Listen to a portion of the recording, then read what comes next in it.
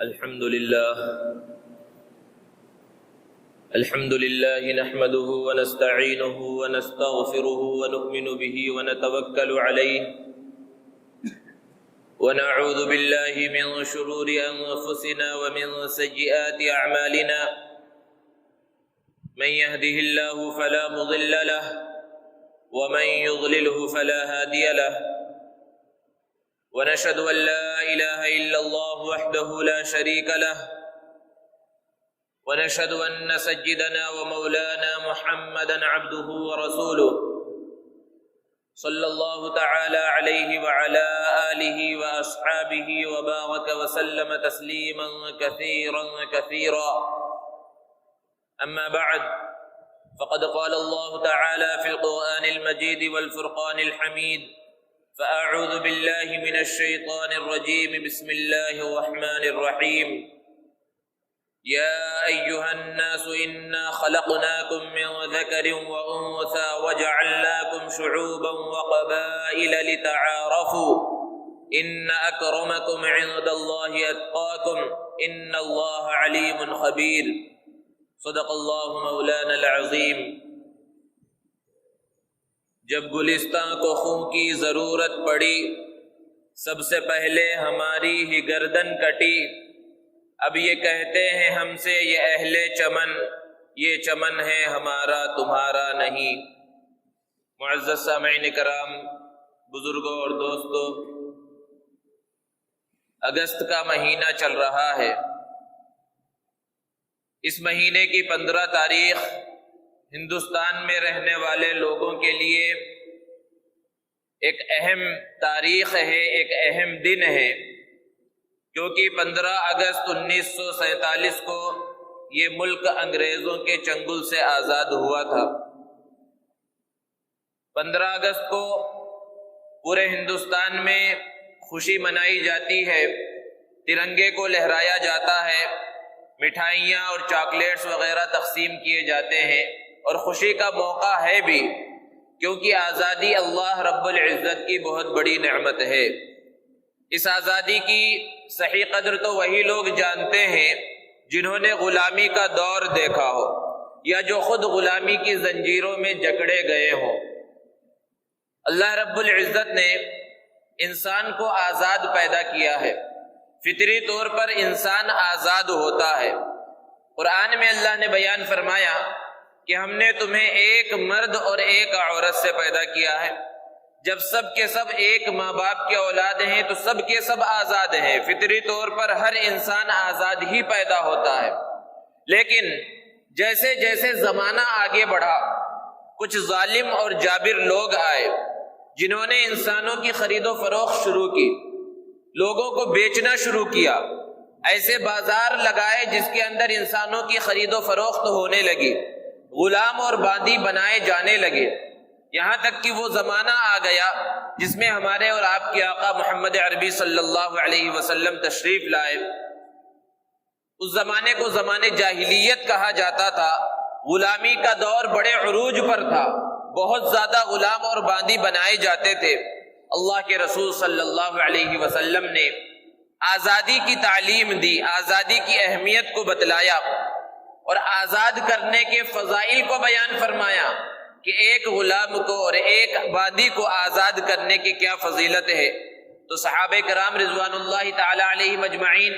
جو اللہ کے رسول صلی اللہ علیہ وسلم کے حکموں پر اپنی جان کو نثار کرنے والے تھے، انہوں نے ان فضائل کو حاصل کرنے کے واسطے غلاموں اور باندیوں کو آزاد کرنا شروع کیا۔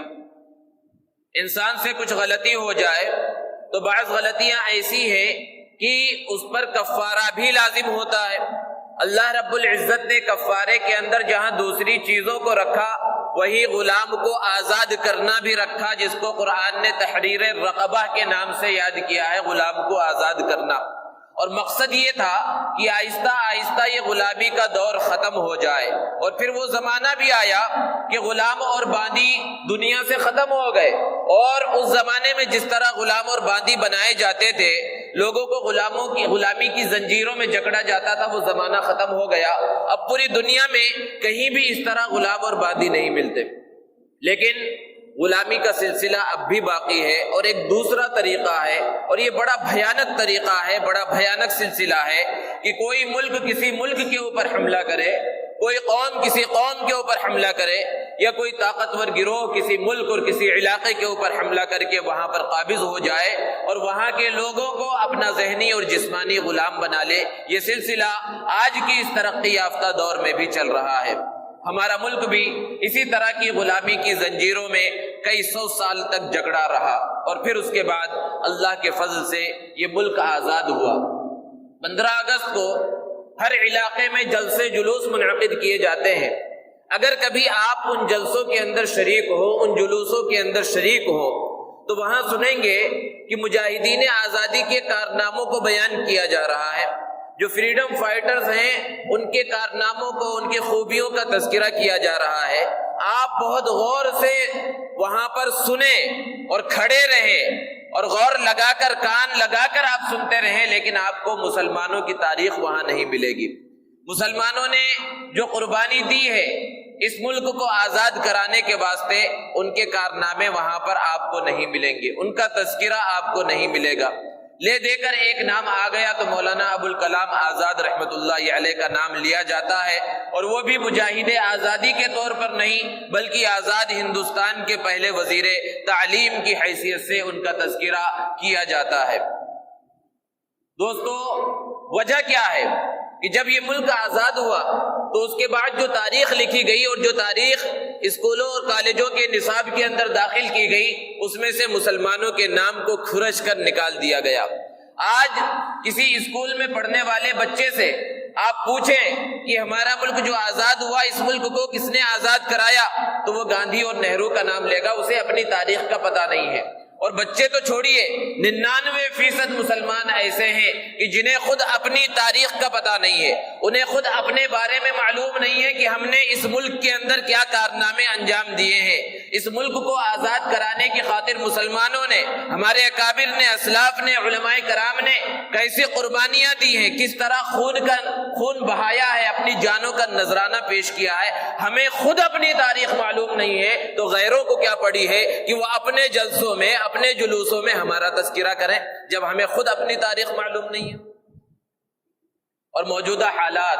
جو ہندوستان کے حالات ہیں، ہر مسلمان اچھی طرح سے دیکھ رہا ہے کہ کس طرح فرقہ پرست طاقتیں ہندوستان کے اندر فرقہ پرستی کو بڑھاوا دے رہی ہے اور مسلمانوں کو طرح طرح سے بدنام کرنے کی کوشش کی جا رہی ہے، ان پر الزامات لگائے جا رہے ہیں، دوسرے درجے کا شہری کہا جا رہا ہے، باہر سے آنے والا کہا جا رہا ہے، بھیڑ کے ذریعے کہیں پر بھی مسلمانوں کو قتل کیا جا رہا ہے، داڑھی کا مذاق اڑایا جا رہا ہے، مسلمانوں کو، نوجوانوں کو، بوڑھوں کو پکڑ کر زبردستی داڑھی کاٹی جا رہی ہے۔ یہ سب آج اس ملک کے اندر ہو رہا ہے۔ ایسے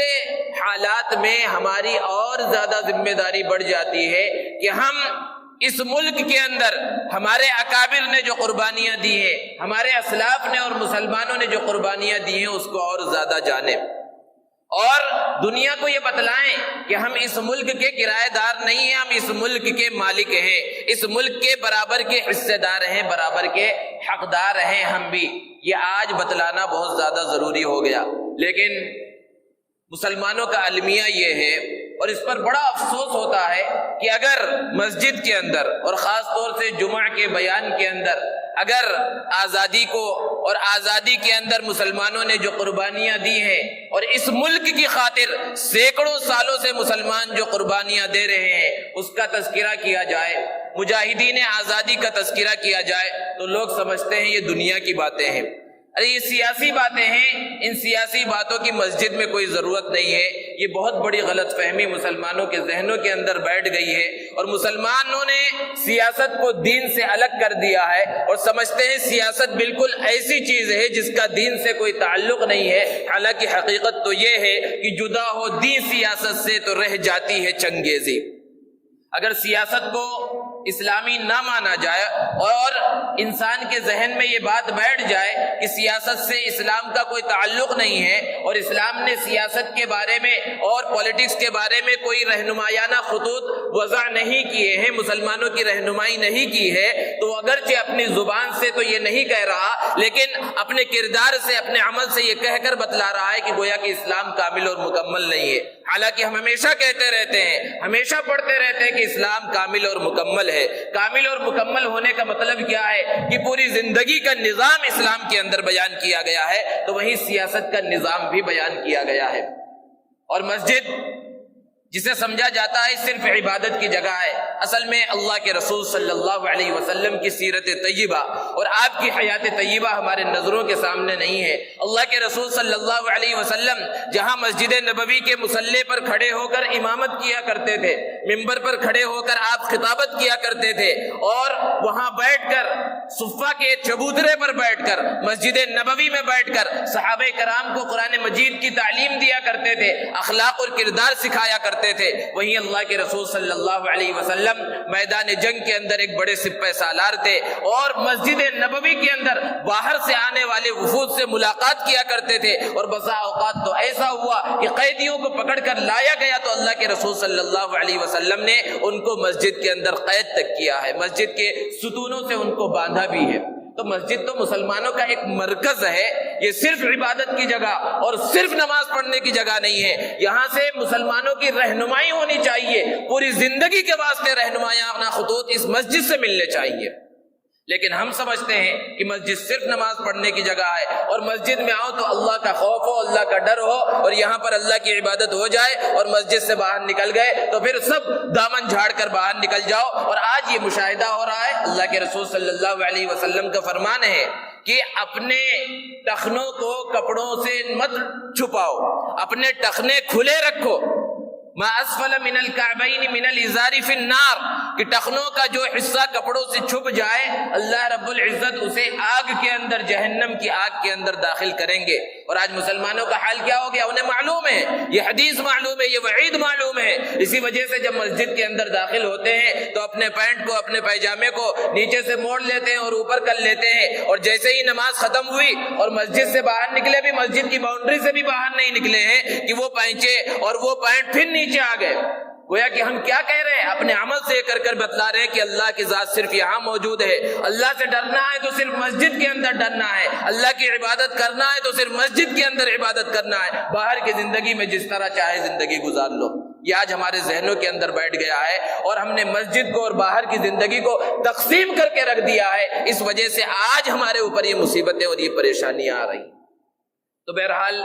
ہندوستان 1947 میں 15 اگست کو آزاد ہوا، اور اس آزادی کی ایک لمبی تاریخ ہے،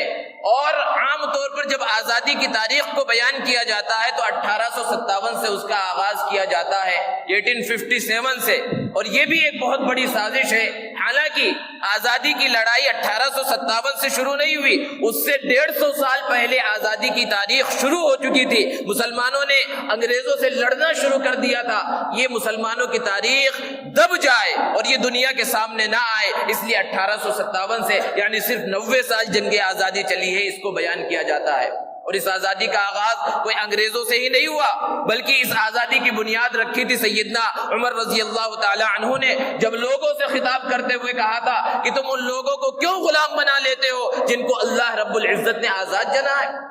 اور اس کا تذکرہ اس سے بھی پہلے چلے جائیں، حضرت موسیٰ علیہ السلام کو جب اللہ نے نبوت عطا فرمائی اور فرعون کے دربار میں بھیجا تو سب سے پہلے جو بات کہی حضرت موسیٰ علیہ السلام نے وہ توحید اور رسالت کی بات نہیں تھی، سب سے پہلی بات تھی ارسل معی بنی اسرائیل، کہ تم نے بنی اسرائیل کو قید کر کے رکھ لیا ہے، انہیں غلام بنا لیا، انہیں آزادی دو، انہیں ہمارے ساتھ بھیج دو۔ سب سے پہلے بات جو کی وہ آزادی کی، اس سے آزادی کی اہمیت کا پتہ چلتا ہے۔ انگریز ہندوستان میں 400 سے زیادہ سال ہو چکے، اس سے پہلے آیا۔ واسکو ڈی گاما کی قیادت کے اندر جب ایک کشتی کے اندر وہ لوگ ہندوستان کے پاس سے گزرے اور ہندوستان کی خوبصورتی کو اور یہاں کی تہذیب کو دیکھا، تو اس کے بعد جب وہ برطانیہ کے پارلیمنٹ میں پہنچا تو دنیا کے نقشے میں سے ہندوستان پر ایک لکڑی رکھ کر اس نے کہا کہ یہ سونے کی چڑیا ہے اور اس کو پکڑ لینا ہمارے لیے بہت آسان ہے، اور اس طرح وہ 1601 عیسوی کے اندر ہندوستان کے اندر داخل ہوئے اور ہندوستان میں تاجر کی حیثیت سے وہ داخل ہوئے۔ اور یہاں پر اس زمانے میں جو مغلوں کی حکومت تھی ان سے اجازت چاہی تجارت کی، تو انہیں تجارت کی اجازت مل گئی۔ ایسٹ انڈیا کمپنی کے نام سے انہوں نے اپنی کمپنی قائم کی۔ دوستو، غور کرنے کی بات ہے کہ وہ کمپنی کے نام سے ہندوستان میں داخل ہوئے، تجارت کے نام سے داخل ہوئے، اور ان کا جو پلان تھا وہ ایسا پلان نہیں تھا کہ ہندوستان میں داخل ہوں گے اور الگ الگ صوبوں میں پہنچیں گے اور حکومت پر قبضہ کر لیں گے۔ اتنی آسانی سے انہوں نے پلان نہیں بنایا، بلکہ ان کا پلان بہت طویل عرصے کے واسطے تھا کہ ہم صدیوں میں، سینکڑوں سالوں کے اندر ہندوستان کے اوپر قبضہ کریں گے۔ آج ہمارا حال کیا ہے کہ ہم کوئی پلاننگ کرتے ہیں، کوئی منصوبہ بناتے ہیں تو چاہتے ہیں 1 گھنٹے میں پورا ہو جائے، 1 دن کا منصوبہ بناتے ہیں، 1 مہینے کا منصوبہ بناتے ہیں، طویل میعاد کے واسطے نہ سیاسی اعتبار سے، نہ تعلیمی اعتبار سے، نہ سماجی اعتبار سے کوئی منصوبے ہمارے سامنے ہیں ہی نہیں۔ یہ جو منصوبے ہیں یہ سب اسلامی تعلیمات ہیں جس کو غیروں نے لے لیا ہے اور وہ اس میں کامیاب ہو رہے ہیں۔ تو انہوں نے 1601 میں ہندوستان میں قدم رکھا اور 100 سال تک صرف پورے ہندوستان کے اندر اپنی تجارت کو اور ایسٹ انڈیا کمپنی کو مضبوط کرتے رہے اور جگہ جگہ پر انہوں نے اس کی شاخیں قائم کی۔ اور جب 100 سال مکمل ہو گئے، 1702 اور 1703 کا زمانہ آیا، تو پھر انہوں نے یہ طے کیا کہ اب آہستہ آہستہ ہمیں ہندوستان کی حکومت کے اندر اپنے کارندوں کو بھیجنا چاہیے اور حکومتیں حاصل کرنی چاہیے اور حکومتوں پر قبضہ کرنا چاہیے۔ اور اس طرح انہوں نے آہستہ آہستہ جب کوشش کی تو 1740 تک بہت سارے علاقے ان کے قبضے میں آ گئے اور بہت سارے علاقوں کے گورنر انگریز بن گئے۔ آہستہ آہستہ تقریباً 150 سال کا زمانہ گزرا کہ انہوں نے ہندوستان کے اوپر قبضہ کیا اور ابھی بھی پورے طور پر قابض نہیں ہوئے۔ بہت سے علاقوں میں الگ الگ جو ہے بادشاہ تھے یا راجے مہاراجے جو ہے حکومت کر رہے تھے، لیکن انہوں نے آہستہ آہستہ اپنے کارندوں کو مختلف علاقوں میں اور اہم علاقوں کے اندر چھوڑا اور وہ حکومت کے اندر شریک ہوتے رہے اور حکومت پر قابض ہوتے رہے۔ اسی زمانے میں 1702 اور 1703 کے زمانے میں حضرت شاہ عبد الرحیم رحمت اللہ علیہ کے گھرانے میں ایک بچہ پیدا ہوا جسے دنیا شاہ ولی اللہ محدث دہلوی رحمت اللہ علیہ کے نام سے جانتی ہے۔ اور یہ ایسی شخصیت ہے ہندوستان کے اندر کہ تمام مکاتب فکر کے لوگ ان کو اپنا رہنما مانتے ہیں اور ان کی باتوں کو قبول کرتے ہیں، غیر متنازع شخصیت۔ علماء نے بیان فرمایا کہ ہندوستان کے اندر علم حدیث جو اللہ کے رسول صلی اللہ علیہ وسلم تک جس کی نسبت پہنچتی ہے وہ ہندوستان میں لانے والے حضرت شاہ ولی اللہ محدث دہلوی رحمت اللہ علیہ ہے۔ وہ باہر گئے اور وہاں سے انہوں نے علوم کو حاصل کیا اور پھر ہندوستان کے اندر تشریف لائے، اور اس زمانے میں ہندوستان کی حکومت کیسی ہونی چاہیے، یہاں کی سیاست کو دیکھا، یہاں پر انگریز کس طرح اپنے پنجے گاڑ رہے تھے اس کو دیکھا، اور کس طرح اللہ رب العزت مومن کو ایک عقل عطا کرتا ہے اور فراست کی نگاہ جو دیتا ہے کہ ابھی انگریز پوری طرح سے ہندوستان پر قابض نہیں ہوئے ہیں، ابھی پوری طرح سے قابض ہونے میں انہیں 50 سال لگنے والے ہیں۔ 50 سال پہلے شاہ ولی اللہ محدث دہلوی رحمت اللہ علیہ نے ایک کتاب لکھی جس کے اندر ہندوستان کے پورے نقشے کو کھینچا کہ کیسی حکومت ہونی چاہیے اور کس طرح ان انگریزوں سے مقابلہ کیا جا سکتا ہے، لیکن ان کی زندگی نے وفا نہ کی اور انہوں نے جو فارمولہ تیار کیا تھا اس کے اوپر عمل نہ ہو سکا، ورنہ اسی زمانے میں انگریزوں کو ہندوستان چھوڑنا پڑتا۔ انگریز جب اچھی طرح سے یہاں پر انہوں نے پنجے گاڑ لیے تو سب سے پہلے جس شخص نے اس خطرے کو سمجھا وہ سراج الدولہ بنگال کا اس علاقے کا بادشاہ تھا، اور اس نے بہت بڑی فوج تیار کی۔ لوگ یہ سمجھ رہے تھے کہ اتنی طاقتور فوج ہے کہ انگریز اس کے مقابلے میں ٹھہر نہیں سکے گا اور یہ جنگ کئی زمانے تک، کئی مہینوں تک چل سکتی ہے، لیکن مسلمانوں کی یہ تاریخ رہی ہے کہ ہر زمانے میں اپنوں میں سے غدار پیدا ہوئے ہیں، دشمنوں سے بظاہر اتنا نقصان نہیں پہنچا جتنا اپنے اندر کے منافقوں سے اور غداروں سے نقصان پہنچا ہے۔ سراج الدولہ کی مضبوط فوج ہے اور پلاسی کے میدان کے اندر جنگ شروع ہوتی ہے، لیکن بہت خاص آدمی سراج الدولہ کا میر جعفر وہ انگریزوں سے مل گیا اور بڑی جائیداد اور بڑی جاگیریں لے کر اس نے ساری اندر کی باتیں انگریزوں کو بتا دی، اور جس جنگ کے بارے میں یہ سوچا جا رہا تھا کہ کئی مہینوں تک چلے گی وہ چند گھنٹوں کے اندر جو ہے ختم ہو گئی اور اس کے اندر سراج الدولہ اور اس کی فوج شکست کھا گئی۔ پھر اس کے بعد مجنو شاہ نے جو ہے مقابلہ کیا، اور پھر اس کے بعد جو مقابلہ ہوا وہ سلطان ٹیپو رحمۃ اللہ علیہ کے والد محترم حیدر علی نے انگریزوں سے کئی محاذوں پر مقابلہ کیا، اور پھر اس کے بعد حضرت سلطان ٹیپو شہید رحمۃ اللہ علیہ نے انگریزوں کا مقابلہ کیا، اور اسی زمانے کے اندر حضرت شاہ ولی اللہ محدث دہلوی رحمۃ اللہ علیہ کے فرزند حضرت شاہ عبد العزیز رحمۃ اللہ علیہ نے ہندوستان کے دارالحرب ہونے کا فتویٰ دیا اور جہاد کو فرض قرار دیا کہ انگریزوں سے مقابلہ کرنا اور ان کو ہندوستان کی سرزمین سے باہر بھیجنا یہ ضروری ہے، اور ہر مسلمان کے لیے اس کی اپنی حیثیت کے اعتبار سے ضروری ہے۔ دارالحرب قرار دینا تھا، کیونکہ دارالحرب کا مطلب یہ ہے کہ یہ کافروں کا ملک ہے، یہاں پر مسلمانوں کو اپنے شعائر کے واسطے آزادی نہیں ہے، اپنی عبادتیں آسانی سے کرنے کے واسطے اس کی آزادی نہیں ہے، اس لیے اب جہاد ضروری ہو چکا ہے۔ اور اس فتوے کو سامنے رکھ کر کئی لوگوں نے انگریزوں سے مقابلے کی کوشش کی۔ بہت بڑا نام ہے حضرت سلطان ٹیپو شہید رحمۃ اللہ علیہ کا، کہ انگریز سب سے زیادہ جو ڈرتا تھا وہ حضرت سلطان ٹیپو رحمۃ اللہ علیہ سے۔ آج بھی سلطان ٹیپو کا جب تذکرہ ہوتا ہے تو ایک تصویر ہماری نگاہوں کے سامنے آ جاتی ہے۔ یہ سلطان ٹیپو کے نام سے جگہ جگہ پر آپ کو تصویریں ملیں گی کہ جس میں بڑی پگڑی باندھے ہوئے شخص ہے، جس کی داڑھی نہیں ہے اور بڑی بڑی مونچھیں ہیں، یہ صرف سازش کے طور پر ہے۔ حضرت سلطان ٹیپو شہید رحمۃ اللہ علیہ کی صحیح تاریخ تو یہ ہے کہ ان کی اصلی تصویر موجود ہی نہیں ہے، ایک فرضی تصویر کو اس طرح عام کیا گیا ہے۔ وہ تہجد گزار تھے، کبھی تہجد نہیں چھوڑتی تھی، عام نمازوں کا تو پوچھنا ہی کیا ہے۔ لیکن جس طرح سراج الدولہ کو دھوکہ دینے والا اپنا ایک شخص تھا، میر جعفر تھا، یہاں پر ایک غدار پیدا ہوا جس کو دنیا میر صادق کے نام سے جانتی ہے، اور حضرت سلطان ٹیپو شہید رحمۃ اللہ علیہ 1799 میں سرنگا پٹنم کے اندر انگریزوں سے مقابلہ کرتے ہوئے اپنوں کی غداری کی وجہ سے شہید ہو گئے۔ اور جب ان کی شہادت ہوئی تو انگریزوں کا جنرل ہارس نے حضرت سلطان ٹیپو شہید رحمۃ اللہ علیہ کی لاش کے پاس کھڑے ہو کر کہا تھا اب ہندوستان ہمارا ہے۔ وہ سمجھتا تھا کہ سلطان ٹیپو نے کس طرح فوج تیار کی ہے اور کس طرح انگریزوں سے مقابلہ کر رہے ہیں۔ اور حضرت سلطان ٹیپو شہید رحمۃ اللہ علیہ نے جو بات کہی تھی کہ گیدڑ کی 100 سال کی زندگی سے شیر کی ایک دن کی زندگی بہتر ہے، وہ تاریخ کے سنہرے حروف کے اندر لکھا گیا۔ اللہ رب العزت کی جو مرضی ہوتی ہے، اللہ کی جو منشا ہوتی ہے، انسان کچھ بھی کوشش کر لے تو بظاہر یہ دو بڑی تحریکیں ناکام ہوئی۔ اس کے بعد تحریک بالا کوٹ ہے جس کے اندر حضرت سید اسماعیل شہید اور حضرت سید احمد شہید بریلوی رحمہم اللہ اور ان کے جو جانثار ساتھی تھے ان سب نے انگریزوں سے مقابلہ کیا، لیکن یہ تحریک بھی ناکام ہو گئی اور بالا کوٹ کے میدان میں یہ حضرات شہید ہوئے اور بہت بڑی تعداد مسلمانوں کی شہید ہوئی۔ اور اس کے بعد پھر 1857 کی جنگ آتی ہے۔ اس سے ایک سال پہلے دلی کے اندر ایک بہت بڑی میٹنگ بلائی گئی جس کے اندر بڑے بڑے علماء شریک ہوئے۔ حضرت حاجی امداد اللہ مہاجر مکی رحمۃ اللہ علیہ جس کی صدارت کر رہے ہیں، اور بڑے بڑے علماء مولانا قاسم نانوتوی، مولانا رشید احمد گنگوہی، مولانا جعفر تھانیسری، حافظ ضامن شہید رحمہ اللہ، یہ سب اس کے اندر شریک ہوئے اور فیصلہ کیا گیا کہ اب انگریزوں سے فیصلہ کن مقابلہ الگ الگ محاذوں کے اوپر لڑا جائے۔ اس وقت کسی نے یہ بات کہی کہ ہماری تعداد تو بہت تھوڑی ہے،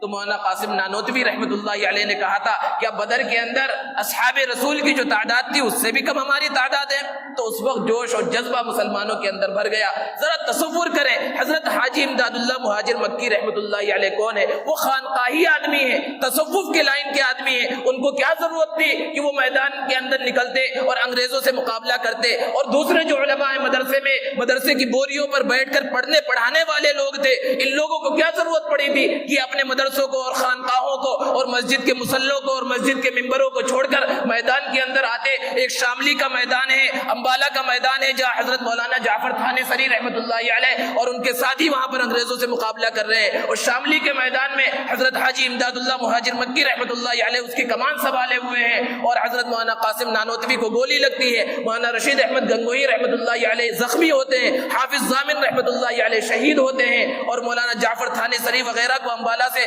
گرفتار کر لیا جاتا ہے۔ یہ سب ہیں کیوں قربانیاں دے رہے؟ اس ملک کی خاطر، اس ملک کی اہمیت کو سمجھتے ہیں، یہاں پر اسلام کی فراوانی اور اسلام کی اشاعت اور اسلام کے پھیلنے کو وہ اپنے نظر سے دیکھ رہے تھے، اس لیے ان سب نے یہ قربانیاں دی۔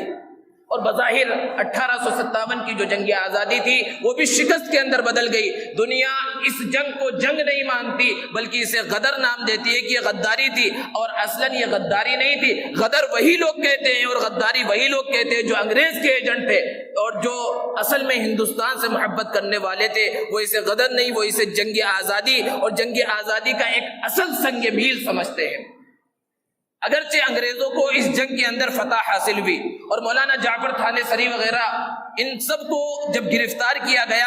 انگریز جج نے ان کے واسطے پھانسی کی سزا سنائی ان کے 3 ساتھیوں کو. تو جب پھانسی کے پھندے پر لے جایا جانے لگا تو انگریز افسروں نے دیکھا کہ ان کے چہرے پر تو ذرہ برابر جو ہے پریشانی کے آثار نہیں ہے بلکہ مسکرا رہے ہیں. تو انگریز افسر نے پوچھا کہ تمہیں اپنی جان کے جانے کا ذرہ برابر ڈر اور غم اور خوف نہیں ہے؟ تو انہوں نے کہا ہم تو اس راستے میں نکلے ہی ہیں کہ اس مقام کو حاصل کرنے کے واسطے کہ ہمیں کہاں اور کب شہادت کا مقام و مرتبہ مل جائے، ہمیں تو اسی کے اندر خوشی ہے. تو انگریز افسر نے کہا اچھا اس موت میں تمہیں خوشی مل رہی ہے تو ہم تمہیں موت کی سزا نہیں دیں گے. پھانسی کی سزا جو طے کر دی گئی تھی اس کو قید کے اندر تبدیل کر دیا گیا اور انہیں کالا پانی بھیج دیا گیا، جہاں ایک لمبے زمانے تک جو ہے وہاں پر رہے. اور کالا پانی کے نام سے یہ کتاب بھی چھپی ہوئی ہے جس کے اندر انہوں نے کس انداز میں وہاں پر جو ہے قربانیاں دی اور کیسے کیسے مظالم سہے اس ملک کو آزاد کرانے کی خاطر، اس کو کوئی بھی پڑھ سکتا ہے. اور ادھر انگریز شکست کھانے کے باوجود پریشان ہے کہ آخر یہ کون سے لوگ ہیں کہ یہ شکست پر شکست کھا رہے ہیں، لیکن ہر تھوڑے دن کے بعد پھر ایک نئی تحریک وجود میں آ جاتی ہے. برطانیہ کے پارلیمنٹ کے اندر وہاں پر میٹنگ ہوتی ہے اور یہاں کے افسروں کو کہا جاتا ہے کہ اس چیز کو معلوم کیا جائے کہ آخر یہاں کے مسلمان تھوڑے دن کے اندر شکست کھانے کے باوجود پھر کیسے تیار ہو جاتے ہیں، پھر کوئی تحریک کیسے جنم لے لیتی ہے، اس کی بنیاد کو معلوم کیا جائے اور اس کو ختم کرنے کی کوشش کی جائے. تو انگریز افسروں نے یہاں سے جو رپورٹ دی وہ رپورٹ یہ تھی کہ جب تک ہندوستان کے مسلمانوں کے اندر 3 چیزیں باقی ہیں اس طرح کی تحریکیں اٹھتے رہیں گی اور ہم چاہے جتنے مضبوط ہو جائیں یہ ہمارے مقابلے میں آتے رہیں گے. سب سے پہلی چیز، یہاں جب تک قرآن موجود ہے اس طرح کی تحریک اٹھتے رہے گی، یہاں جب تک علماء موجود ہے اس طرح کی تحریک اٹھتے رہے گی، اور جب تک ان کے دلوں میں جذبہ جہاد موجود ہے اس طرح کی تحریک اٹھتے رہے گی. تو وہاں سے آرڈر آیا کہ ان تینوں چیزوں کو ختم کر دیا جائے اور اس پر عمل آوری کرتے ہوئے چند سالوں کے اندر کئی لاکھ قرآن مجید کے نسخے جلائے گئے. لیکن ہر مسلمان جانتا ہے قرآن کے چاہے جتنے نسخے جلا دیے جائیں قرآن کبھی ختم نہیں ہو سکتا. اور علماء کرام کو شہید کرنا شروع کیا گیا. 1857 کی جنگ آزادی کے بعد 51,500 علماء کرام کو شہید کیا گیا. اور صرف علماء کو ہی شہید نہیں کیا گیا، علماء کے صورت سے ملتا جلتا کوئی بھی داڑھی ٹوپی والا کرتے پیجامے والا ملتا تو اسے بھی عالم سمجھ کر وہ لوگ جو ہے شہید کر دیتے. اور کوئی درخت دلی کے اندر ایسا نہیں تھا جہاں پر کسی عالم کی لاش نہ لٹک رہی ہو. خود جنرل تھامسن کہتا ہے کہ میں لاہور کی بادشاہی مسجد کے سامنے نکلا تو دیکھا کہ وہاں پر پھانسی کے پھندے اور کئی علماء کو لایا جا رہا ہے اور پھانسی کے پھندوں پر چڑھایا جا رہا ہے. میں دلی کے اندر آیا تو اپنے خیمے کے باہر نکلا تو دیکھا ایک بڑی خندق ہے، بڑا گڑھا کھودا گیا ہے، 40 علماء کو لایا گیا، ان کے لباس اتارے گئے اور زندہ انہیں جو ہے اس آگ کے اندر ڈال دیا گیا. پھر 40 علماء کو لایا گیا اور پھر انہیں بوریوں میں باندھا جانے لگا اور کہا گیا کہ ابھی اس آگ کے اندر جس طرح تمہارے ساتھیوں کو ڈالا گیا ہے تمہیں بھی ڈال دیا جائے گا. صرف تم اس بات کا اقرار کر لو کہ 1857 کی جنگ آزادی میں تم شریک نہیں تھے، ہم تمہیں معاف کر دیں گے. لیکن وہ 40 میں سے کسی ایک نے بھی یہ نہیں کہا کہ ہم اس میں شریک نہیں تھے. سب نے کہا کہ اس جنگ کے اندر شریک ہونا ہمارے لیے اعزاز کی بات ہے، چاہے تم ہمیں اس آگ کے اندر جھونک دو. جنرل تھامسن لکھتا ہے کہ میں نے خود اپنی نگاہوں سے دیکھا کہ انگریز افسروں نے میری نگاہوں کے سامنے ان 40 علماء کو بھی ڈال دیا اور وہ آگ کے اندر وہاں پر جلنے لگے. اس طرح علماء نے قربانیاں دی اور مسلمانوں نے قربانیاں دی ہیں. یہ بہت بڑی جنگ تھی اور علماء کو شہید کرنے کے بعد جذبہ جہاد کو ختم کرنے کے واسطے بہت سے مسلمانوں کے اندر سے ایسے لوگوں کو ڈھونڈا گیا جنہوں نے یہ فتویٰ دیا کہ انگریزوں سے جہاد کرنا حرام ہے. اور اس میں سب سے بڑا جو تیار کیا حضور اکرم صلی اللہ علیہ وسلم کی ختم نبوت پر ڈاکہ ڈالنے کے واسطے مرزا غلام احمد قادیانی کو تیار کیا گیا. اس نے نبوت کا دعویٰ کیا. اللہ کے رسول صلی اللہ علیہ وسلم کی شان میں یہ سب سے بڑی گستاخی ہے کہ اللہ کے رسول صلی اللہ علیہ وسلم کے بعد بھی کوئی نبوت کا دعویٰ کرے، یہ سب سے بڑی گستاخی ہے. اور آج بھی دنیا کے اندر بہت سے ایسے قادیانی پائے جاتے ہیں. اس نے انگریزوں کی تعریف کی، انگریزوں سے جہاد کے حرام ہونے کا فتویٰ دیا، لیکن جو جذبہ مسلمانوں کے دلوں کے اندر تھا وہ ختم نہیں ہو سکتا تھا. اب تک کئی سو سال سے مسلح جد و جہد چلی آ رہی تھی. اب علماء نے سوچا کہ مسلح جد و جہد کے بجائے غیر مسلح جد و جہد کی جائے, اور اس کے واسطے تحریک ریشمی رومال شروع ہوئی, جس کو شیخ الہند مولانا محمود حسن رحمۃ اللہ علیہ نے اس کو شروع کیا. اور اس کا طریقہ یہ تھا, کئی سال تک یہ تحریک چلتی رہی. ریشمی رومال اس وجہ سے نام رکھا گیا کہ ریشمی رومال کے اندر خطوط اور راز کی باتیں بند کر کے ایک جگہ سے دوسری جگہ پر بھیجی جاتی تھی. اور بڑے بڑے علماء جس میں مولانا عبید اللہ سندھی رحمۃ اللہ علیہ اور دیگر علماء ہیں, اور یہاں پر ہمارے اکابر نے غیر مسلموں کو بھی ساتھ لیا, اور افغانستان کی حکومت سے اور دنیا کے بڑے بڑے جو اسلامی حکومتیں تھی ان سب سے ملاقات کی, بڑے بڑے وفود گئے اور ہندوستان کی حالت کو بیان کیا کہ ہندوستان پر انگریزوں نے قبضہ کر لیا ہے. مسلمان حکومتوں کی اور ساری حکومتوں کی ذمہ داری ہے کہ وہ ہمارا ساتھ دے, اور افغانستان کے اندر ایک جلا وطن حکومت قائم کی گئی تحریک ریشمی رومال کے بانیوں کی جانب سے, اور وہاں پہلا صدر جو بنایا گیا راجہ مہندر پرتاپ کو بنایا گیا. یہ مسلمانوں کی تاریخ رہی ہے کہ اس ملک کے اندر ہمیشہ سے وہ چاہتے تھے کہ مسلمان اور ہندو ساتھ مل کر آگے بڑھے, کیونکہ اس ملک کے اندر ہر مذہب کے ہر طرح کے لوگ رہنے والے تھے. کبھی بھی مسلمانوں نے اس طرح کی بات نہیں سوچی کہ مسلمان ہی صرف یہاں رہیں اور غیر مسلموں کو بھگا دیا جائے یا ان کو ختم کر دیا جائے. یہ تو آج اس طرح کی ذہنیت ٹی وی چینلوں اور نیوز چینلوں کی جانب سے مسلمانوں کے ذہنوں میں, اور سیکولر اور جو غیر مسلم ہیں اور جو اچھا ذہن رکھتے ہیں ان کے ذہن کو بھی خراب کرنے کی مسلسل کوششیں کی جا رہی ہیں. تو بہرحال یہ تحریک چلتی رہی, اور اگر یہ تحریک کامیاب ہوتی تو 1910 اور 1920 کے اندر ہی ہندوستان آزاد ہو چکا ہوتا. شیخ الہند رحمۃ اللہ علیہ مکۃ المکرمہ کے اندر موجود ہیں, اور یہ تحریک اپنوں ہی کی غداری کی وجہ سے اس کا بھی راز وقت کے آنے سے پہلے ہی کھل گیا, اور وہ ریشمی رومال کے اندر جو خطوط تھے وہ خطوط پکڑے گئے, اور شیخ الہند رحمۃ اللہ علیہ اور ان کے ساتھیوں کو حجاز کے مقدس علاقے سے گرفتار کیا گیا. شریف مکہ نے گرفتار کیا, اس نے وہاں پر خلافت عثمانیہ سے بھی بغاوت کی. ایک طرف جو خلافت عثمانیہ جو مسلمانوں کے دلوں کی دھڑکن تھی, جو ترکی سے چل رہی تھی اور پورے کئی سو سال سے چل رہی تھی, ایک طرف اس کے خاتمے کی بنیاد وہاں پر پڑ چکی تھی, اور دوسری طرف ہندوستان جو آزاد ہونے والا تھا اس کی آزادی بھی کچھ وقت کے واسطے رک گئی, اور حضرت شیخ الہند رحمۃ اللہ علیہ کو گرفتار کر لیا گیا. ان کے ساتھیوں کے ساتھ مالٹا کی جیل میں بھیج دیا گیا, اور کئی سال تک وہاں پر قید میں مشقتوں کو برداشت کرتے رہے. اور پھر 1918 یا 1919 کے اندر جب انہیں وہاں سے آزاد کیا گیا اور ممبئی کے اسٹیشن پر جب وہ ٹرین کے ذریعے پہنچے ہیں, تو ایک بہت بڑا جم غفیر مسلمانوں کا اور ہندوؤں کا اور تمام مذاہب کے ماننے والوں کا ان کی استقبال کے واسطے وہاں پر موجود تھا, اور ان استقبال کرنے والوں میں پیش مہاتما گاندھی بھی تھے. یہاں سے ہی تاریخ شروع ہوتی ہے کہ مسلمان اور غیر مسلم ایک ساتھ جو ہے آگے بڑھ رہے ہیں. اس سے 200 سال تک مسلمان اکیلا جنگ آزادی لڑتا رہا تھا. آخر کے 50 سالوں میں مسلمانوں نے اپنے ساتھ غیر مسلم بھائیوں کو بھی ملایا, اور پھر یہاں سے کئی تحریک ترک موالات ہیں. یہ علماء کی جانب سے فتویٰ دیا گیا کہ انگریزوں کی نوکری کرنا, انہیں کچھ بیچنا, ان سے کچھ خریدنا, ان سے کسی طرح کا تعلق قائم کرنا حرام ہے. تحریک خلافت چلی, کئی تحریکیں چلی, اور بالآخر 1947 کے اندر 15 اگست کو ہندوستان آزاد ہوا, اور انگریزوں کو یہ ملک یہاں سے چھوڑ کر جانا پڑا. لیکن وہ تو چلے گئے, انگریز چلے گئے, انگریز کی جو مشنری تھی وہ سب کچھ چلی گئی, ان کے ہتھیار چلے گئے, لیکن انہوں نے اپنی تہذیب کو یہاں پر چھوڑا, انگریزیت کو چھوڑا. اب مسلمان اپنے اوپر غور کریں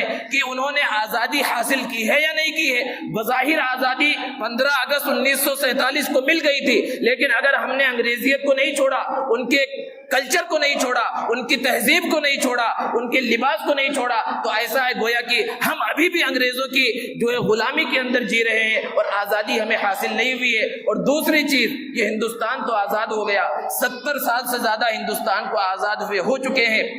لیکن کیا آج مسلمان یہاں پر آزاد ہے؟ آج جو ملک کا ماحول ہے, ملک کے اندر نفرت کی ہوا پھیل رہی ہے, نیوز چینلوں کے ذریعے, ٹی وی ڈیبیٹ کے ذریعے ملک کے جو اصل مسائل ہیں ان مسائل پر کوئی بحث نہیں ہے, بلکہ روزانہ ہندو مسلم بحثیں کی جا رہی ہیں, اور اس سے نوجوان کے ذہن کو خراب کیا جا رہا ہے. ایسے حالات میں ہماری اور خصوصاً مسلم نوجوانوں کی ذمہ داری ہے کہ وہ اپنی تاریخ کو پہچانے, اپنے اسلاف کی تاریخ کو پہچانے, ہندوستان ہندوستان میں مسلمانوں کی کتنی پرانی تاریخ ہے اور کس طرح کی قربانیاں انہوں نے دی ہیں، یہ سب پہچانے اور اس بات کو اپنے ذہن میں رکھے کہ جہاں انہیں موقع ملے اپنی بات کو رکھیں، اسلام کے امن کے پیغام کو رکھیں اور یہ بتلائیں کہ مسلمان دہشت گرد نہیں ہوتا، مسلمان امن پسند ہوتا ہے۔ دہشت گردی پھیلانے والے کون ہیں اور امن پھیلانے والے کون ہیں؟ اگر آج کے دور میں ہم نے یہ نہ کیا اور اپنی نسلوں کو اپنے اکابر اور اسلاف کی تاریخ کو نہ بتلایا تو کل کے دن